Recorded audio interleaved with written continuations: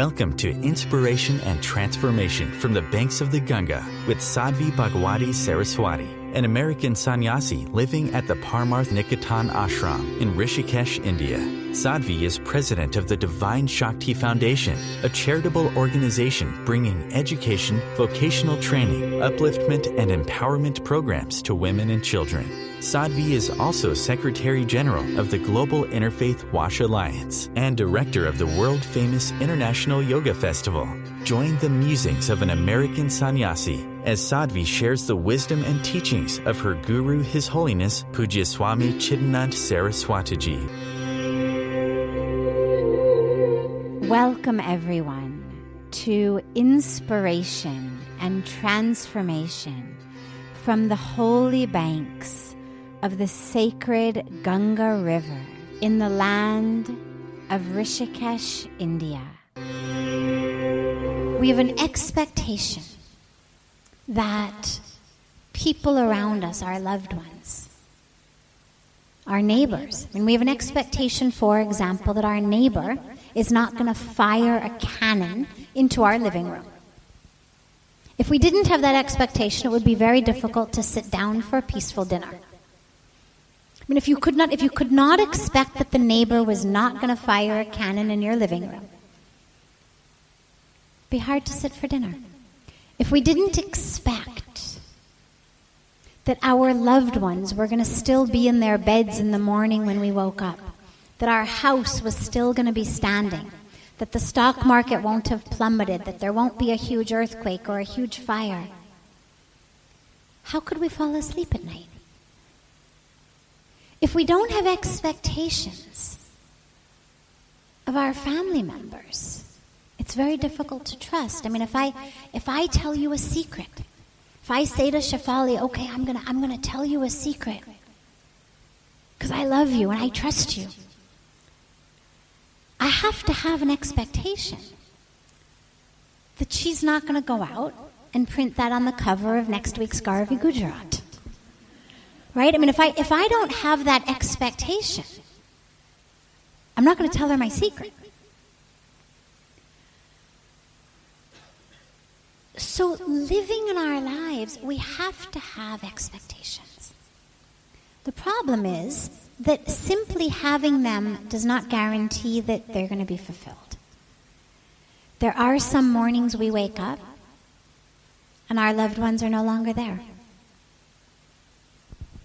There are mornings you wake up to discover that a loved one is sick or has passed away. If you've lived long enough, you've seen mornings where you wake up and discover that the stock market has plummeted. There are mornings we wake up to discover that there were tsunamis or fires or earthquakes, that the world was not what it was when we went to sleep. We get betrayed by our friends, betrayed by our family members, betrayed by our loved ones. But this is where how to deal with our unfulfilled expectations comes in. We have to have them. So we use that as the foundation. When our expectations are not fulfilled, that's the question. What do we do? How do we live? And this is how our spiritual practice serves us. We need to understand that the only thing we have control over in the world is ourselves. We have expectations of others simply because this is what we need to do in order to maintain relationships. If I marry you today, I have to have an expectation that you're going to be loyal to me. Or if not loyal, at least that you're not going to murder me in my sleep. Right? If I can't expect that you won't cheat on me, at least I have to expect that you're not going to, stab me before morning. So there's some level of expectations we have to have. But along with having the expectations, we have to simultaneously have the awareness that we have no control over them. If I plan a picnic for next week, I plan it with an expectation that it won't rain. But I don't have any control over whether it rains or not. And what that means is that just as important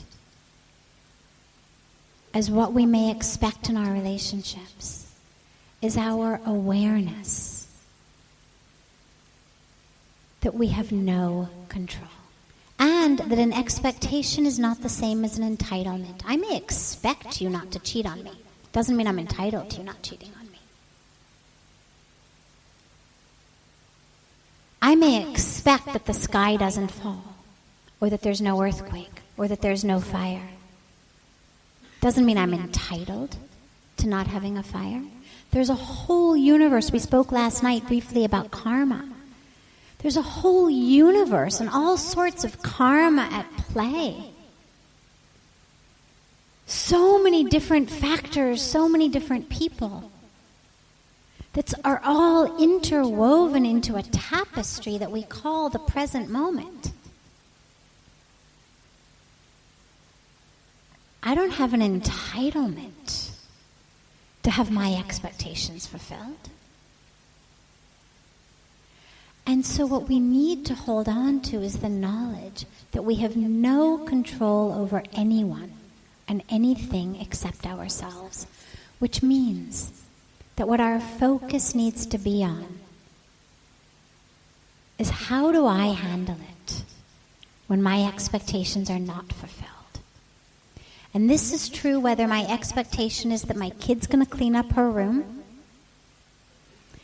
my expectation that it's going to be sunny tomorrow, my expectation, whatever it is. When it doesn't happen, we act as though we have lost something within ourselves. And what that means is that I've taken who I am, my identity, my peace, my joy, my sense of self, and I have hooked it into what you do. You act the way I want you to act, I'm happy. You act the way I want you to act, I'm peaceful. You don't, I'm not. So what I have done is I have said to you, here is the rein of my life. Shake it a little, I'll dance. Pull it this way, I'll go this way. Pull it that way, I'll go this way.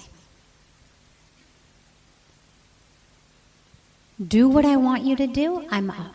Don't do it, I'm down. And this is the problem. And this is where Pujya Swamiji's favorite and famous quotation of expectations are the mother of frustration comes in. Because we have so many expectations. And typically the expectations are based on just how I think the world should be. I expect you should act in the way that I want you to, that you should speak in the way I want you to. But that doesn't take into consideration who you are, what your karmic path is, what your dharma is. And this is where it's so important for each of us to recognize all I have control over is myself, and I'm going to hold on to the reins of my life. What that means is, I would love you to clean your room. I'd love you to make your bed. I'd love you not to tell my secrets. I'd love you to be loyal to me. I'd love you to act in this way. I'd love you to bring me flowers and chocolate. Be on time. Do what you say you're going to do. This is what we love, right? Tell me I'm beautiful. Tell me I'm wonderful. Tell me I'm the one. But I don't need you to. I have not taken who I am and latched it on to what you do. Because what that does is it sets me up for a life of disappointment.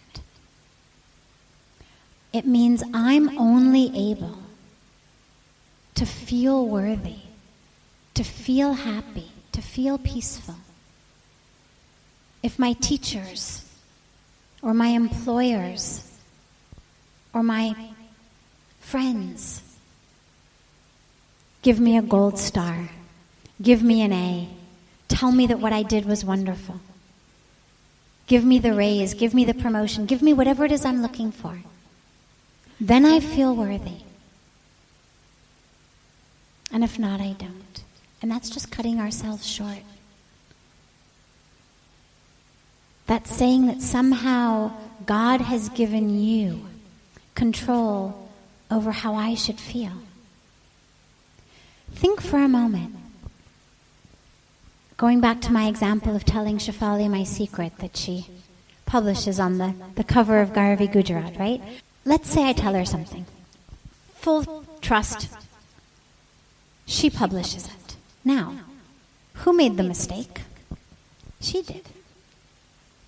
She broke my trust. But if I'm miserable about it, who's suffering? Me. So what that means is she has made a mistake, and therefore I should suffer. Now this makes no sense whatsoever. Someone else has betrayed us. Someone else has cheated on us. Someone else has harmed us. Someone else has done what they shouldn't have done. And our reaction is, well, therefore I'm going to suffer for it.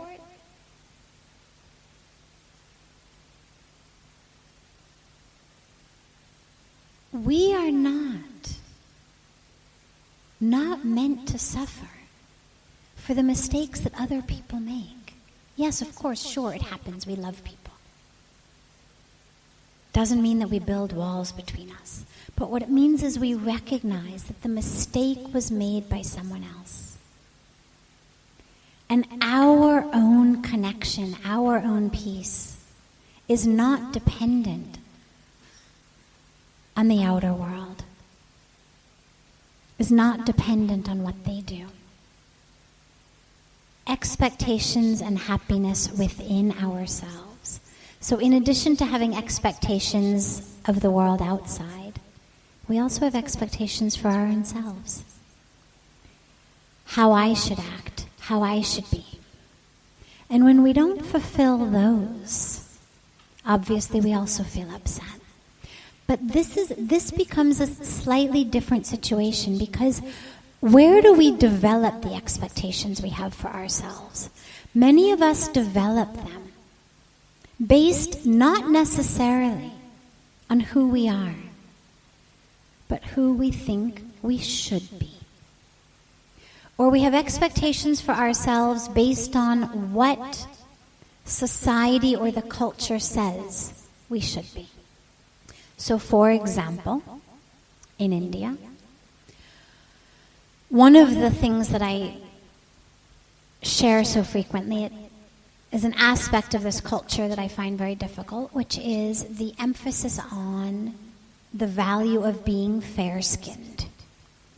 And the concept that somehow being fair-skinned is more beautiful than not being fair-skinned. And if you read the matrimonial advertisements, which I love to do, there's always... Yeah, in the newspaper, they have these matrimonial advertisements that when I sit on the train, I love to read. And it's always funny because I'm celibate, I'm a sannyasi, and people who don't know me will see, me with the newspaper reading the matrimonials, and it looks a little funny. But I read them because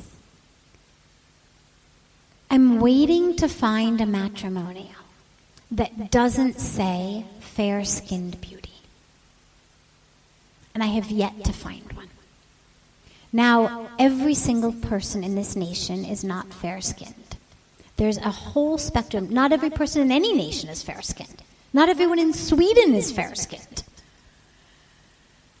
But especially in India, there's a spectrum of colors.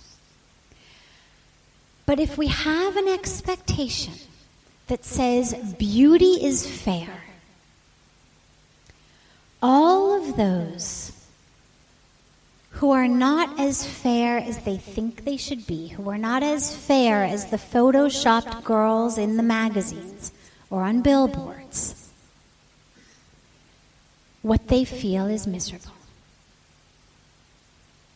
Now, that's not an expectation that they were born with. It's not even an expectation that comes from within. There's no internal sense that says fair is nicer than dark. And the reason I know that is in America, we think dark is nicer than fair. I mean, in America, everybody goes out to tanning salons to become darker. So there's no internal sense that says fair better than dark. This is cultural. But if we have an expectation of that, it hurts us. And I use this example because it's easy to understand how this comes from outside. But so much of what we expect of ourselves also does. Not every one of us is an academic. Not every one of us is a professional. Not every one of us is good with accounting. Not every one of us is good at keeping lists and putting them into tables and doing spreadsheets. Not every one of us can dance or sing. Not every one of us can public speak or tell a joke without forgetting the punchline. Right? I mean, we all know there are some people who are fantastic joke tellers. And then you try to repeat it and you think, well, God, it was really funny when he said it. Like everybody laughed then, why is nobody laughing now? Same joke? When we have expectations of ourselves that are given to us culturally, we're never going to hit all of them. We cannot all fulfill all of the expectations that our culture tells us. It's especially hard for women these days, where really the expectation has become, and this isn't to downplay how difficult it is for men, but in much of the West, there's an expectation for women that you should be not only a fantastic and successful professional, but you should be also able to not need a nanny or a housekeeper. Like, what do you mean you need somebody to pick up your kids? Well, you're a CEO of a company because that's what you were told you should become. And so you're supposed to suddenly be able to manage being a professional, being a full-time parent, getting to yoga class every day, putting fresh-cooked organic meals on the table, having time to read and write inspiring books. I mean, women, sadly, these days, and it hasn't always been true like this. It's not true in so many other cultures. There's so many cultures where being a mother, looking after the home, is considered not just what the women do and it's looked down upon, but it's actually considered something of crucial importance, something of great value. These days, it's a matter of an expectation to be able to do everything. And no one can do everything. And, we're supposed to sleep 8 hours a night. And meditate. So the expectations we have of ourselves, it's really important to ask ourselves, is this real? I mean, is this really who I am? Or is this something that I have absorbed because the culture says I'm supposed to do this? Because the culture says that women who are professionals are of more value than women who have chosen to stay home with their kids, or vice versa. That women who stay home with their kids are of more value than women who go out. Whatever it is, it's very important for us to look at where did that expectation come from? Most of us aren't born with it. Most of us don't grow with it. When we're young and we're growing, the expectations that we have of ourselves tend to be much more just true. To be who we are, to speak the truth, to help others. I mean, this is the stuff that people do automatically. The rest of it is what we tend to have been indoctrinated into. And so it's very, very important for your expectations of yourself to be based on who you are. There is no cookie cutter that says academic better than artist, CEO better than musician.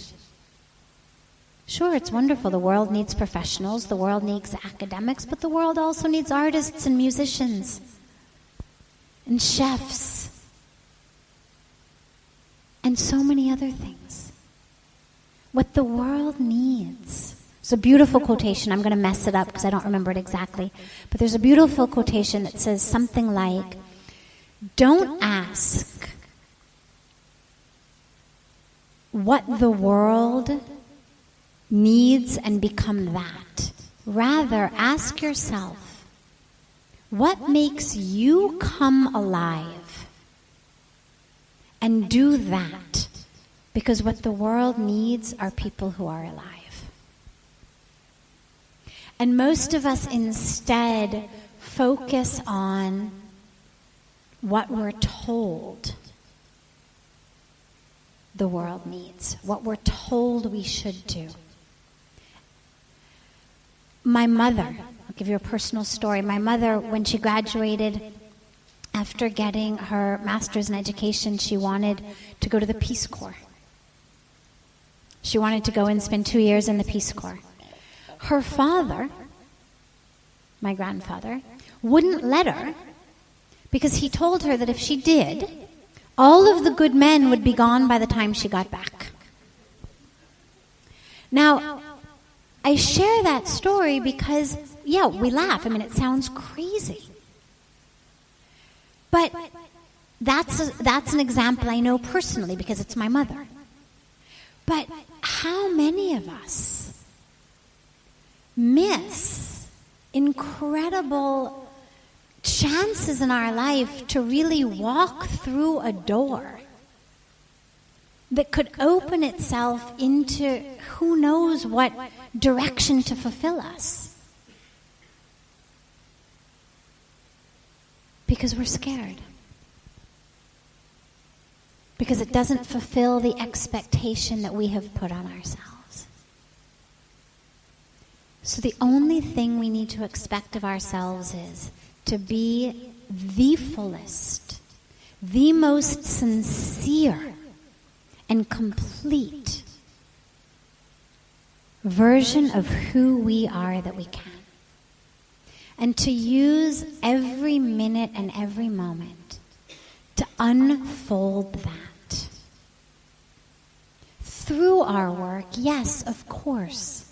I don't mean quit your job and go and sit on a beach and, through our duties, through what we're doing, through how we're living. Each of us has a different opportunity, a different way to serve. We've got a different present moment reality. Some of us have kids, some don't. Some have mortgages, some don't. Some have spouses, some don't. Some have parents who are living, whom we're taking care of, some don't. Some have disabilities, some don't. Some have a lot of disposable income, some don't. And we all have very, very different present moment circumstances. But taking those circumstances, taking where you are, knowing that where you are right now is exactly where you're supposed to be. Exactly where you're supposed to be, and the reason that we know that's true is because you are here. And the universe doesn't make mistakes.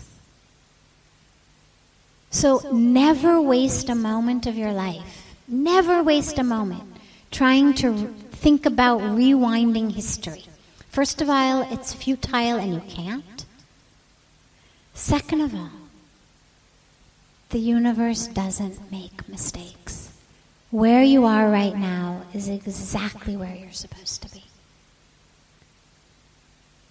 And the only expectation you should have of yourself is, how can I use who I am in this moment to allow myself to blossom internally in this situation. Because the prisons, the jails, the chains, the walls, the difficulty we have are never externally imposed. It's always internal. If I say to you right now, you cannot leave this room. Okay, now, you're all sitting here happily. Nobody was walking out the door. But the minute I say to you, you cannot leave this room, suddenly, what's everybody going to think about? Oh my God, I got to get out of this room. I've got to get out of this room. If I say to you, you cannot leave Rishikesh, that becomes the jail. It doesn't matter how small, how big our circumstances may be, how beautiful they may be, how wonderful they may be. It's all about how we think. This room is fantastic until you can't leave. It's not where we are. It's how we think about it. And what that means is that all of the chains, all of the jails, the cages that we feel in, the stuckness that we feel, the pain that we feel, we think it's external, but it's not. It's actually internal. It's how we are perceiving the external. And so allow yourself to be free on the inside. And what you'll find is that you've got unlimited freedom outside. And allow yourself to use whatever you have, whoever you are, for your own blossoming and unfolding into your freedom. And then that becomes your path on this planet. That is your Dharma. It's not that, people think sometimes that we've all come onto this earth with a stamp on us that says, president of this company, or CEO, or mail clerk, or secretary, or that somehow our purpose is stamped onto us, and if I can just figure out how to see this thing on my back, then I'll know what I'm supposed to be doing. If I can just unearth this stamp that God put in the one place on my body I can't see, then I'll know what to do. But it's not that. We've all come stamped just with divine. That's the stamp we all have, divine. And that's what we have to unearth. That's what we have to uncover. And you can do it just as well as a CEO, as a secretary, as a musician, as an artist. It's about who you are that's doing it. And yeah, of course, if you've got the opportunity to make a difference, to have an impact, use it. That's a special blessing. That's a special blessing. And allow the expectation that you have of yourself only be to use what you've got, who you are, the talents, the skills, the abilities, in as much service as you can. Never forgetting, though, that who you are isn't CEO, isn't secretary, isn't musician, isn't artist, isn't mailroom clerk, isn't fair or dark, but is divine. And those two expectations are the only ones that really matter. To remember that who I am is divine, and to use whatever I have, whatever I can do, whatever my opportunities and skills and abilities are, to make as much of a positive difference in the world as I can. You're listening to OTR FM, part of the IOM Radio Network. Being a radio host on IOM FM allows you to build your show on a rich platform with the power of the internet to fulfill your outreach goals and connect with a very specialized and global online audience, unlimited by time and distance. OMTimes Radio will provide you with web relevance, a recognizable conscious brand, and with the standard of excellence that has accompanied every single Circle of Hearts Radio is a sanctuary on the airwaves. Join me, Grandmother Elia, in the circle on Sunday 2 p.m. Eastern as I share information to both enlighten and nourish your soul. Hi, this is Christina Ricci with RAIN. Every 2 minutes, another American is sexually assaulted. If you or someone you know has been sexually assaulted, you are not alone. Help is just a call or click away through the National Sexual Assault Hotline. Please call 1-800-656-HOPE, that's HOPE, or visit RAIN.org, that's RAINN.org. Brought to you by RAIN and this station. Welcome back to Inspiration and Transformation. I'm so glad to have you all back here with me. So when you sense your ego calling the shots, how do we become free? Well, the first piece is awareness. Let's say that you and I go out together and we go to a bar and I've got a big jug of beer in front of me and but you've given up drinking, and I say to you, oh, have one. And you say, no, actually, I've given up alcohol, I've started yoga. And I say, oh, come on, what are you, such a loser? Have a beer, come on. And then you say, no, I'm really, really trying to maintain a higher state of consciousness. And I say, come on, what are you, weak? Now, sitting there with me, you may start to feel uncomfortable, but you're acutely aware of the fact that it's me sitting here on the opposite bar stool who's harassing you, right? You're very clear of what you want and what I'm trying to make you do. There's no confusion. You understand this voice is coming from that person sitting over there compared to this voice, which is coming from within you. When dealing with the ego, it's really important to get that kind of distance. And to understand that just as we're clear that it's that crazy lady sitting in the other bar stool trying to make me drink alcohol, in the same way, this is my ego sitting there trying to make me act in accordance with its scripted drama. See, the ego has a scripted drama. The ego is like one of those crazy TV directors or crazy movie producers or directors where they've got a script. You're on the stage, but you're not doing your lines right. And they're just going by the lines of the script. You say something different and they throw a fit. What kind of actress are you? Can't you remember your lines? For God's sakes, you're supposed to say this, you're supposed to do that. Get off my set. So this is how the ego works. It's got a script.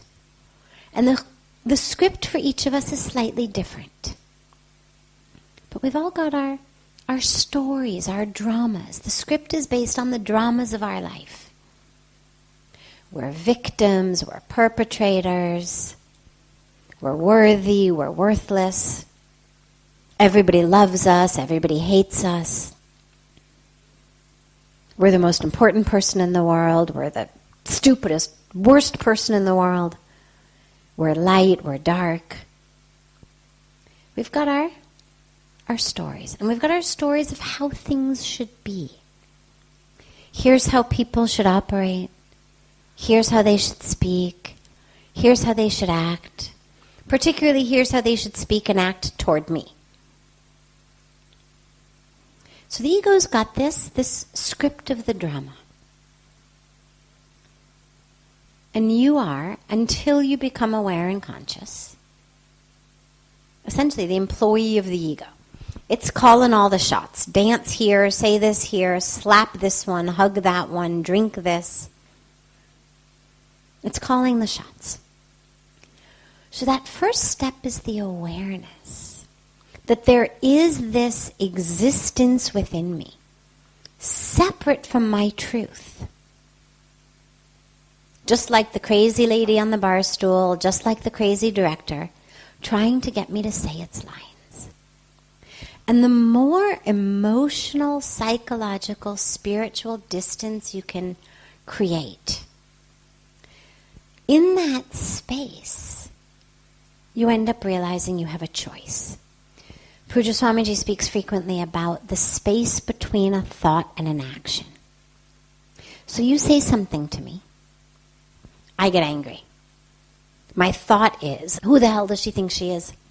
I'm going to show her. It's the thought. The action is to hit you, to say something mean, to whatever. There is actually a space between the thought and the action. Most of us don't realize that. We say, but I had to. I had to drink the alcohol. I had to smoke the cigarette. I had to eat the chocolate cake. I had to have sex with that person who I'm not married to. I had to, whatever it was. Had to. I had no choice. Well, what does it mean I had no choice? It means there was a desire, a thought form, a chemical and electrical pattern of activity in our brain, and we danced accordingly, but we didn't have to. There is a space. And so when you hear that call of the ego, this is where the practice of meditation is so beneficial. I mean, obviously the highest goal of meditation is to experience the divine in the self, in the world, in everything. But along the way, there's a lot of great benefits even before you get there.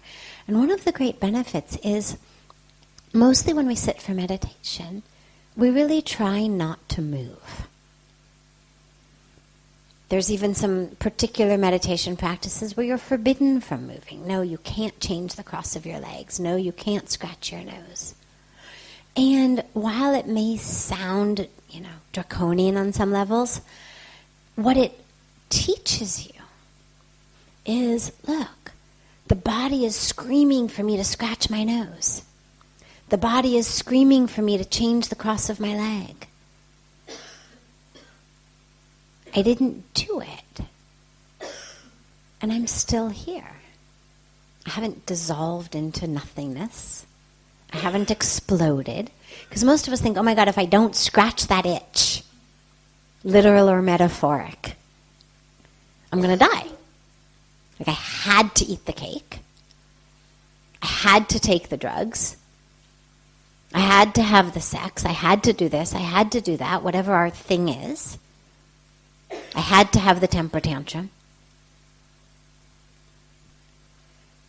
But as we sit in meditation, not responding to just the simplest urges, to change how you're sitting, to adjust the posture, to scratch the nose. As you don't respond and you realize, wow, I've continued to exist. I haven't exploded. I haven't died. That pattern of not reacting, or rather responding with choice. I have a choice. If I've got knee issues, hip issues, back issues, I may absolutely decide to change the cross of my legs, because it could mean, 6 months in a wheelchair if I don't. But I've got the choice. And that stays with us into our everyday life and our everyday reactions. And this is where the practice is so beneficial, because it really teaches us, I used to do a very special personal meditation. And as it was going on, that was the time that the hip started burning. I could really enjoy the singing prayers for the first 30 or 35 minutes, and then by the time the lecture started, the hip was on fire. But I started this technique of, okay, well, I'm not understanding the lecture anyway. And I turned my awareness and my meditation onto the burning in my hip, or my knee, or whatever it was that was hurting that day, usually the hip. And I literally started talking to it. And I would say things like, is that all you got? Really?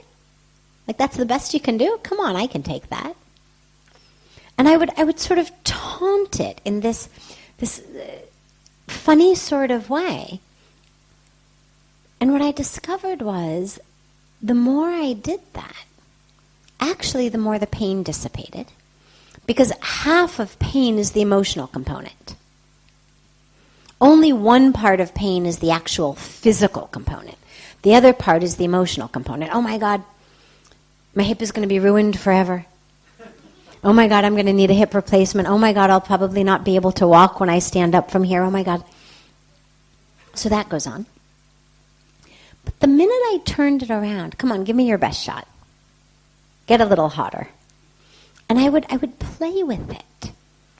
And what that did was, it actually, in my life, ended up having this incredible impact of when I would find my ego, or aspects of the ego, desire, fear, emotions, would start to rise. I had that habit of being able to turn around and look at it and say, oh really, you want me to shout?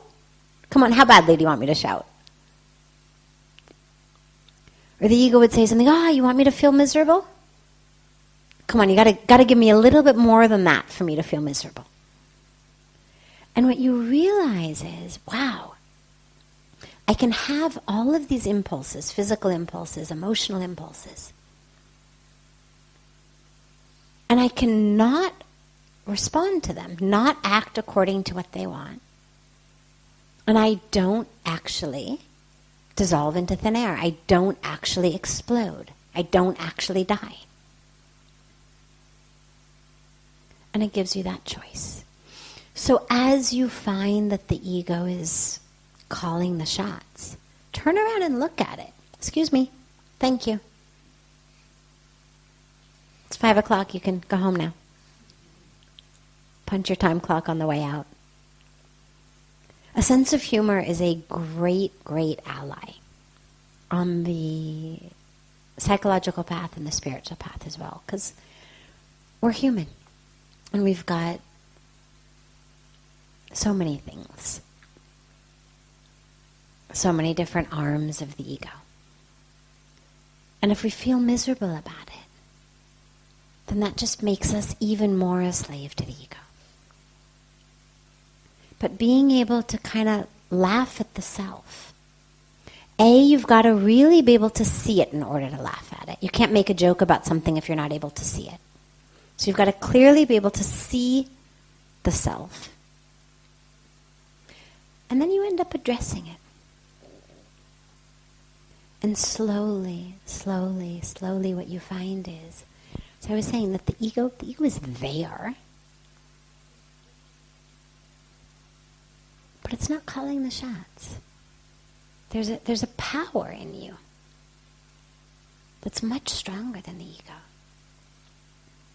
that's able to say, no, I don't think so. Thanks for the advice. Thanks for the advice to scream at this person or hit that person or go to bed with that person or whatever. But I don't think so. It's not really in line with where I'm going. But thanks. Thanks for the advice. And that becomes the habit, rather than it just calling the shots. This is OTR-FM, part of the IOM radio network. OMTimes Magazine is one of the leading online content providers of positivity, wellness, and personal empowerment. A philanthropic organization, Their net proceeds are funneled to support worldwide charity initiatives via Humanity Healing International. Through their commitment to creating community and providing conscious content, they aspire to uplift humanity on a global scale. OMTimes, co-creating a more conscious lifestyle. Do you have time to read that inspiring book or that blog post you've been meaning to get to?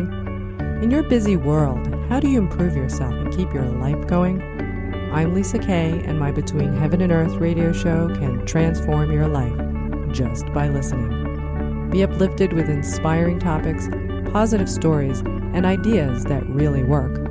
Between Heaven and Earth radio is conscious living for your soul, every Wednesday at 4 p.m. Eastern Time. Like Baldwin with People for the Ethical Treatment of Animals. I grew up loving circuses and other traveling animal shows, but it never occurred to me what life might be like for the animals. Training wild animals to do things they don't understand takes force. Routine discipline with a hook or whip with the heel of a boot shows the animal exactly who's the boss. Don't patronize animal acts. Please contact People for the Ethical Treatment of Animals. 757-622-PETA. Welcome back. This is Sadhvi Bhagawati Saraswati with inspiration and transformation. How do you raise spiritual children? Well, the beautiful thing about children is, by nature, they're spiritual. And the question was a bit longer, but the crux was, how do you raise spiritual children? And she spoke about her children, one of whom is 9 and seeming to be very spiritual. And how can she support her child as a spiritual being? And the beautiful piece about this actually is that children, by their nature, are spiritual. We have to teach them to be materialistic. Look at what makes children happy. Right? What's the greatest joy that children have? Mother's arms, lying on their back and playing with their own toes, having you stare into their eyes. Connection. You give them an expensive gift, they open it up, and what do you find so frequently with kids? They're more excited about the box the toy came in, the ribbon that was stuck on the box. I mean, we're the ones who have to say, no. That's not the present, silly. That's just the box. And we push the box away and thrust the shiny present at them. We have to teach them to be materialistic. We have to teach them that their toes are not the greatest source of joy, but rather, wouldn't you like this shiny new truck? Wouldn't you like this? So if you're a parent and you have a child who you're able to see is still holding that spirituality, which ideally they all should, fortunately you don't have to do much. All you have to do is not push it out of them. Children come into this world so deeply connected to the universe. No child ever said, you're black, I'm white. You're poor, I'm rich. I won't play with you. You're Christian, I'm Hindu. We can't play together. You're ugly, I'm pretty. We can't play. No child ever said that. We're the ones who say, no. Don't play with him, play with him. You can't go to her house, you can only go to her house. They are different. We're the ones who take that spirituality out. So the way to raise spiritual children is to help them stay connected to what they've come into this world with, which is we're all one. Which is love for the ant, love for the caterpillar. We had a beautiful program with His Holiness the Dalai Lama several years ago. And I was sitting just behind him, and I noticed every few minutes he keeps bending down to do something. What is His Holiness bending down for over and over again? And it turned out that he was bending down because there were little caterpillars on the stage. And he was picking them up one by one and handing them to his security, who was standing. The stage was very high, and so his security was standing on the floor at the stage. And His Holiness would hand the caterpillar to his security to take it off the stage, because His Holiness was worried that someone should not step on the caterpillar on the stage. So we say, oh, His Holiness the Dalai Lama is so beautiful, amazing man, and he is. But one of the things that's so beautiful about him is that childlike connection. Children pick up caterpillars and save them, and we're the ones who say, no, no, no, put it down. Now go wash your hands. So if they have that beautiful connection in them, that's connected to God, that's connected to Spirit, that's connected to all of creation, further that. And just watch yourself. We always say it's for their good. It's in their best interest. But it's really not. That which we are trying to squeeze them into, these boxes of society, what we call socialization, it's not for their good, it's for our good. It makes it easier for us if our child acts just like everybody else. Makes it easier for us if our child behaves and looks and dresses just like everybody else. And so we're the ones who stick them into these boxes. So to raise spiritual children literally just means help them stay connected with what Pujya Swamiji calls that inner GPS that's really guiding them. That's guiding them in a much deeper way than the rules of socialization. That's really connecting them to the earth, to each other. And what you'll find is that raising spiritual children, if you don't have your agenda that they should become materialistic, is actually very easy. The only other last part of it is, as they grow, as they're more and more in school, as they're more and more with friends, with that culture, you're going to have to give them just a little bit of extra re-anchoring at home. School, the home is the first school.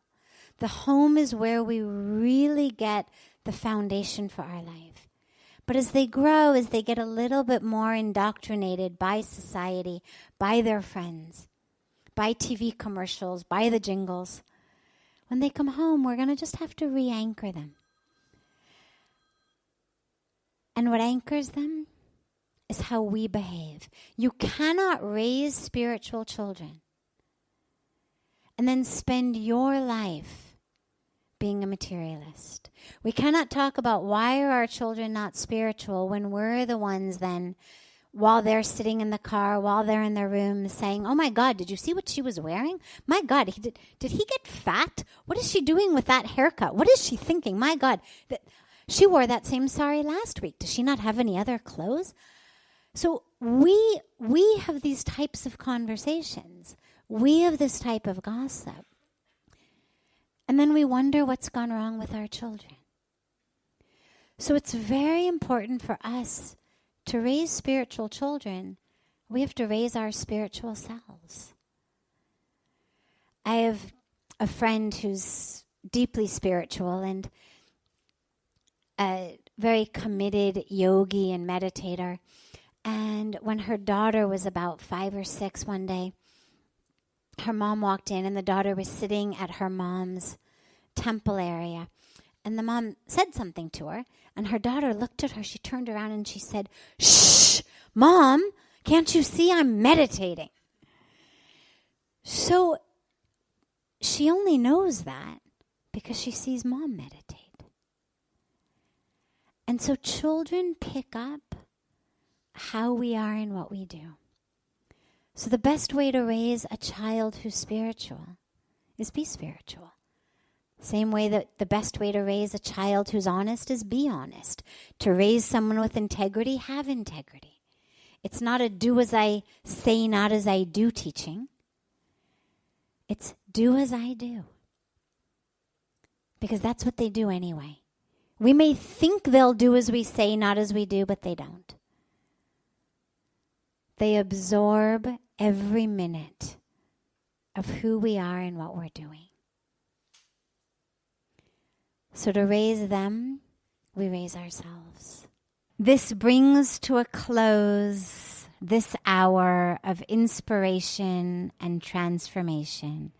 Thank you so much for joining me. I'm so glad to be together with you all each week.